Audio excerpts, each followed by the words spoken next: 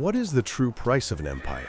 Is it paid in gold, in land, or in the silent screams of the forgotten? We remember the name Genghis Khan as a legend, a unifier, a military titan who forged the largest contiguous land empire in history. But beneath the gilded myth lies a foundation of bone and terror, built by the hands of those he enslaved.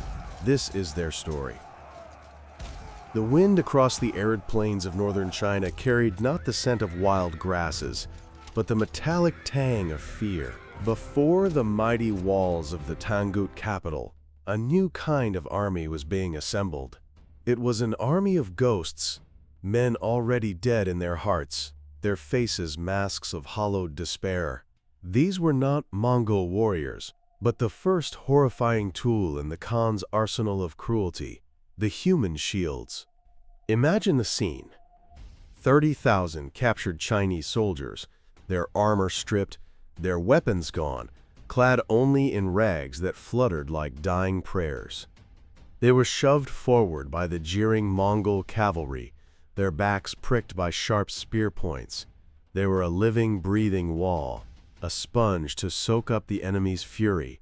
Their purpose was simple and utterly monstrous: to die first. From the high ramparts of the Shisha capital, the Tangut archers watched in disbelief. Their arrows were nocked, their bowstrings taut, but their targets were not the leather-clad invaders. They were their own countrymen, their brothers, their kin. To fire was to murder their own people. To hesitate was to invite the true storm that waited just behind this tragic human curtain. The Mongol war horns blared, a gut-wrenching sound that shattered the silence. It was a signal. With a great, collective cry of anguish, the human shield was forced to shamble forward. Then, the sky darkened. A storm of arrows, a desperate volley from the city walls, rained down not on the conquerors but on the captives. Men screamed, stumbled, and fell, their bodies forming a gruesome carpet upon which the true army would soon advance. This was not just a tactic. It was psychological warfare at its most depraved. Every arrow loosed was a blow to the morale of the defenders. Every fallen captive was a victory for the Khan before a single Mongol soldier had risked his life. The siege of the Tangut Kingdom in 1209 was a masterclass in calculated terror, a testament to a mind that saw human life as nothing more than a resource to be spent. Years later, this same macabre theater would play out on the plains of Central Asia against the mighty Khwarezmian Empire.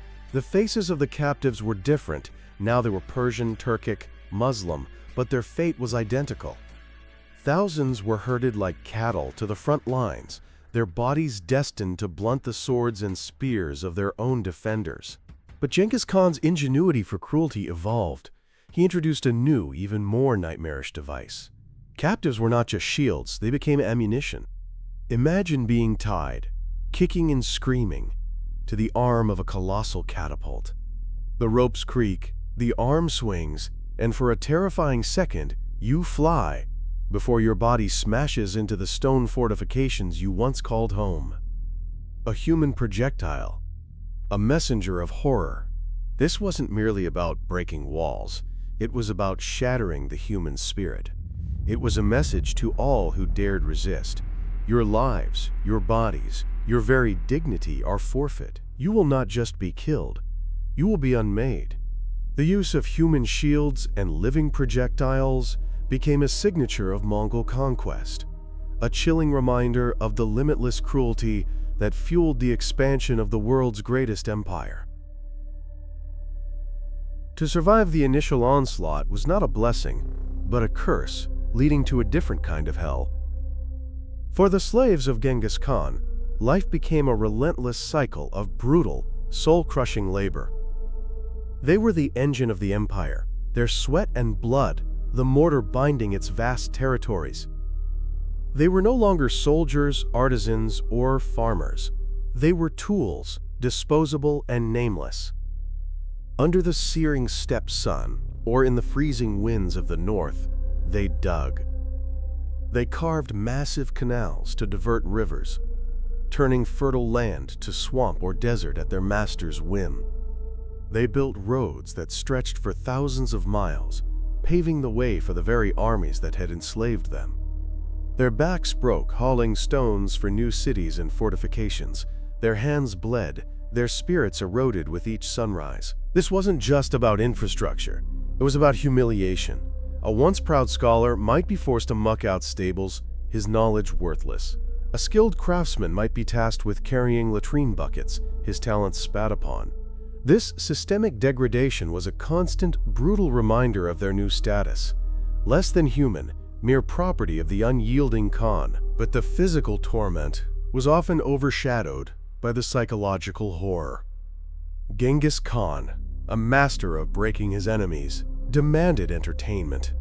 In makeshift arenas, surrounded by roaring, drunken Mongol warriors, slaves were forced into gladiatorial combat.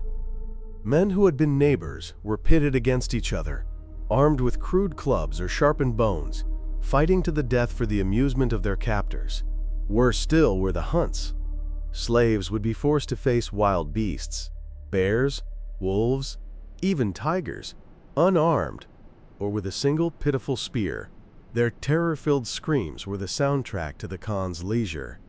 These grotesque spectacles were not just for sport, they were a demonstration of ultimate power, reducing human life to a bloody, disposable plaything in the hands of a merciless god-king. The ultimate test of loyalty, however, was the most twisted of all. To break a man's soul completely, the Khan would force him to commit unspeakable acts. During the siege of the Khwarezmian city of Otrar in 1219, the Khan's fury was absolute. Enraged by the murder of his envoys, he sought a vengeance that would echo through eternity. He captured the governor's son. Before the smoldering ruins of the city, the young man was brought before his captured father. Genghis Khan, his eyes like chips of flint, gave a simple, chilling order. The son must execute his own father. To refuse meant a slow, agonizing death for both. To obey meant living forever with the ghost of his own monstrous act. The son's hand trembled, but the Khan's will was iron. And in 1221, at the siege of Nishapur, this cruelty reached its zenith. The Khan's beloved son-in-law was killed by an arrow from the city walls. The Khan's grief was not silent, it was a firestorm. He decreed that not a single living thing in Nishapur should be spared. Not man, woman, or child. Not even the dogs and cats in the streets.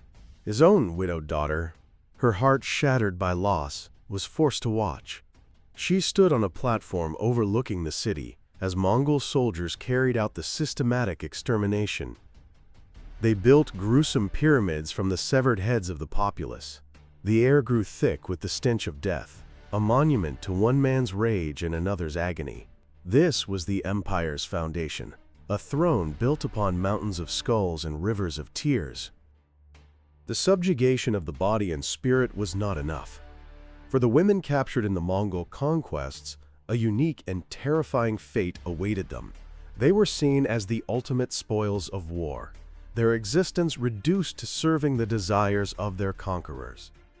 Genghis Khan's sexual predation was as boundless as his territorial ambition. The Khan himself maintained a harem of hundreds, perhaps thousands of wives and concubines.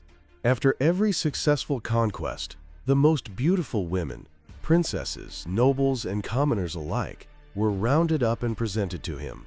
Their past lives were erased, their families murdered. They became property, their bodies a testament to his victory, their only purpose to please their master. This culture of sexual exploitation permeated the entire Mongol hierarchy. The Khan was generous with his spoils. His sons, his generals, his loyal warriors, all were granted the privilege of claiming women from conquered lands. A woman's age, her marital status, her faith, none of it mattered. They were distributed like currency, objects to be owned, used, and discarded. The dehumanization was absolute. Women were traded as gifts to forge alliances, or offered as tribute to placate rivals. They were living trophies, their humanity stripped away until only their function remained. The trauma inflicted upon these countless women is a dark, often overlooked chapter in the Khan's legacy, a chilling echo of his belief in his own divine right to take whatever and whoever he desired. Yet, from this abyss of exploitation, a new world was unintentionally born.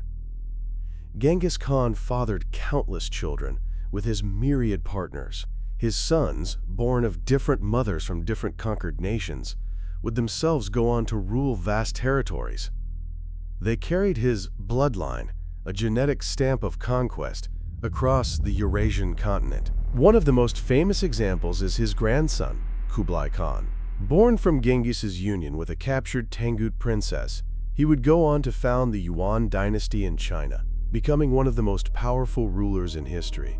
The Khan's bloodline, seeded through violence and coercion, paradoxically became the foundation for new dynasties and empires. The scale of this genetic legacy is staggering. A modern study has suggested that approximately 0.5% of the world's male population today, around 16 million men, can trace their lineage back to Genghis Khan. It is a haunting testament to his reign, a biological echo of his conquests that persists nearly a millennium later. The empire of tents and horses is long gone, but the Khan's shadow lingers, imprinted in the very DNA of humanity. He was more than a tyrant. He was a force of nature, a paradox of creation and destruction. He unified the Mongol tribes, created a legal code, and opened the world to new horizons of trade and communication. But we must never forget the cost. We must remember the faces in the human shields, the broken bodies in the labor pits, and the stolen lives in the conqueror's tent. For an empire built on such foundations is forever haunted by the ghosts of its creation.